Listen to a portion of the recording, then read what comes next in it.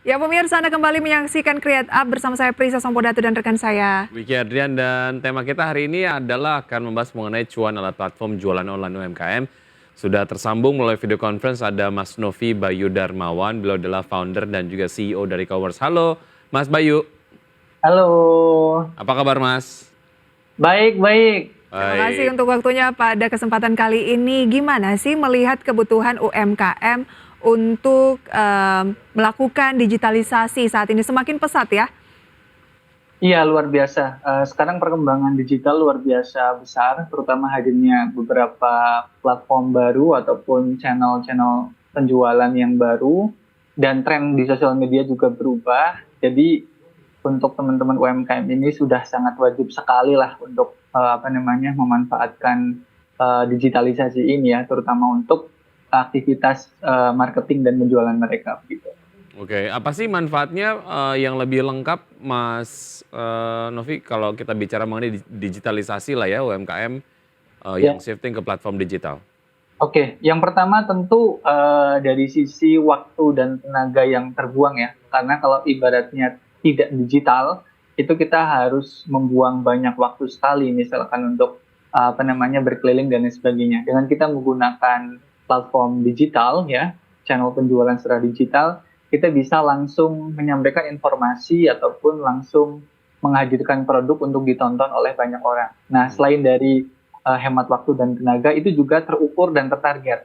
Karena ketika kita menggunakan iklan-iklan berbasis digital, maka kita bisa menarget calon audiens kita, seperti mereka berada di mana, kemudian hobi mereka apa, dan lain sebagainya. Setelah itu, ketika misalkan iklan sudah jalan, kita juga bisa mengukur. Ibaratnya misalkan budget promosi kita sudah habis berapa, berapa yang ngeklik, berapa yang mengunjungi, bahkan berapa yang membeli produk kita. Gitu. Oke, sebenarnya banyak yang sudah paham akan keunggulan melakukan digitalisasi dari UMKM, tetapi banyak yang melakukan digitalisasi, tidak sedikit juga yang belum melakukan digitalisasi. Dari point of view Mas Novi begitu ya, kendala apa sih yang dialami UMKM saat akan melakukan digitalisasi? Oke, yang pertama itu dari sisi kapasitas mereka ya.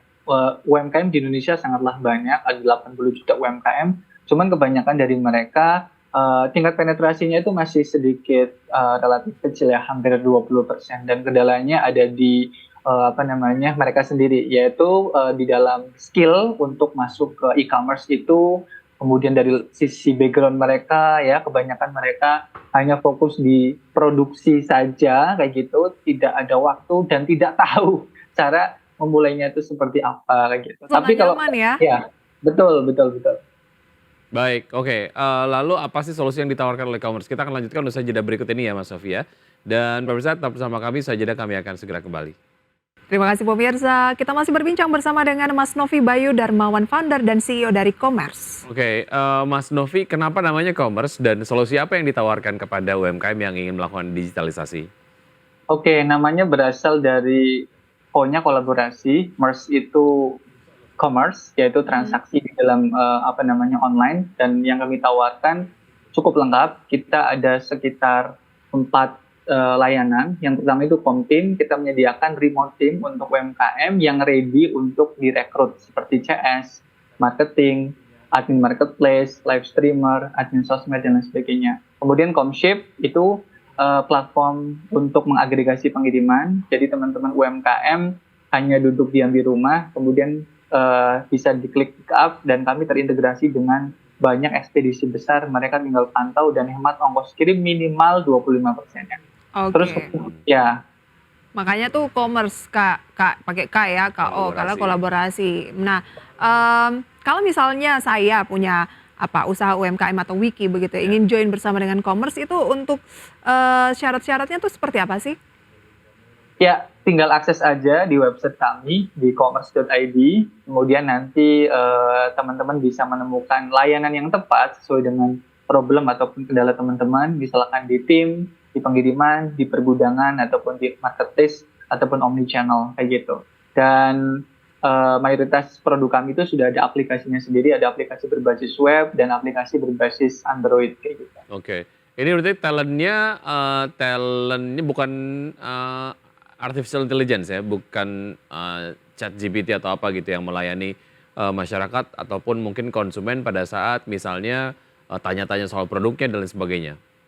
Iya, tentu bukan. Ini real manusia yang kami training dengan kurikulum yang memang kami desain dan update ya. Dan sekarang sudah lebih dari 500 anak-anak muda yang aktif untuk membantu UMKM di Indonesia. Oke, efektivitasnya sejauh ini seperti apa sih, Mas Novi, setidaknya yang tercapture terhadap beberapa rekanan UMKM lah yang sudah menggunakan jasa commerce? Feedback-nya juga Ya. mungkin ya. Nah, ada seorang brand owner dan dia merekrut talent di layanan kami yaitu Comtim by Commerce itu 20 orang kayak gitu, 20 orang tim CS atau tim penjualan sehingga sangat menghemat waktu mereka tidak perlu menyiapkan lowongan kerja, mendidik karyawan baru dan memonitor mereka. Jadi luar biasa dan relatif lebih hemat karena talenta yang kami sediakan itu berasal dari Jawa Tengah dan Yogyakarta. Jadi secara standar salary lebih terjangkau. Nah, sejauh mana saat ini arah dari commerce untuk mencatatkan profit? Oke, kami sudah mencatatkan profit, EBITDA kami positif dan pertumbuhan revenue kami 4 kali lipat dibanding 4 kali lipat? Ya, betul sekali. Dibanding dengan? Tahun sebelumnya. Oh, wow. Oke, baik. Ini berarti memang secara kebutuhan memang sedang banyak sekali begitu ya. Oke, berarti tidak hanya solusi dalam hal teknologi, tapi secara SDM juga disupport ya oleh commerce ya? Betul sekali. Oke, nah. Ada yang mungkin menjadi tantangan ya sejauh ini Mas Novi yang mungkin harus menjadi perhatian. Tadi kan di awal kita ada informasi juga gempuran dari produk asing begitu yang sedang menjadi concern pemerintah juga atau hal lain Mas Novi? Ya, tantangan bagi teman-teman UMKM di sisi peluang yang luar biasa banyak adalah kreativitas mereka. Kenapa? Karena ketika UMKM baru mulai, sebenarnya itu mereka udah langsung bisa cuan. Ketika mereka itu kreatif dan konsisten. Ketika mereka menyiapkan konten yang kreatif, nggak banyak follower pun, itu akan di-showcase oleh platform-platform seperti sekarang ya. Mereka bisa FYP, jangkauannya bisa gede, dan lain sebagainya. Jadi, nanti kreativiti dan konsistensi itu diuji sih teman-teman UMKM ini.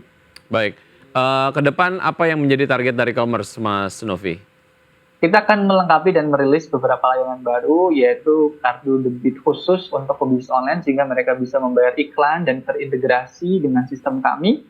Kemudian kita akan melengkapi beberapa layanan yang lain, sehingga kita bisa makin menguatkan ekosistem UMKM Go Digital, mulai dari tim dan teknologinya.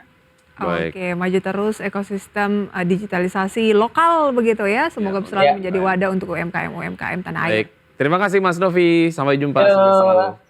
Sama, terima kasih. Baik. Sebelum kita akhiri pemirsa, kami tampilkan kembali update dari Bursa Efek Indonesia perdagangan sesi pertama di mana indeks harga saham gabungan terpantau melemah 0,21% di 6.900. Mepet-mepet akan turun nih kayaknya ke 6.000 di bawah 6.900 pemirsa. Jakarta Islamic Index juga turun 0,37%. LQ45 masih turun 0,36% menanti pidato RAPBN dari Presiden Joko Widodo. Ya, sementara itu saham-saham yang jadi top gainer sejauh ini ada HUMI, AMMN, Cuan, dan MEDC maksud kami, dengan penguatan masing-masing 13,25%, 1,25%, 4,42%, dan 0,93%. Oh, artinya suspend dari Cuan sudah dibuka lagi ya setelah kemarin sempat disuspend karena harganya sangat signifikan. Ada BMRI jadi top losers, kemudian BBRI, NATO, Goto yang baru rilis kinerja juga akhirnya turun karena kemarin sudah naik cukup signifikan hampir 6% ya. Baik, dan sektoral ada transportasi dan logistik dan juga kesehatan ini memimpin penguatan dengan penguatan masing-masing 0,56% dan 0,49%. Sementara itu sektor barang baku dan industri memimpin pelemahan dengan pelemahan 0,36% dan 0,31%.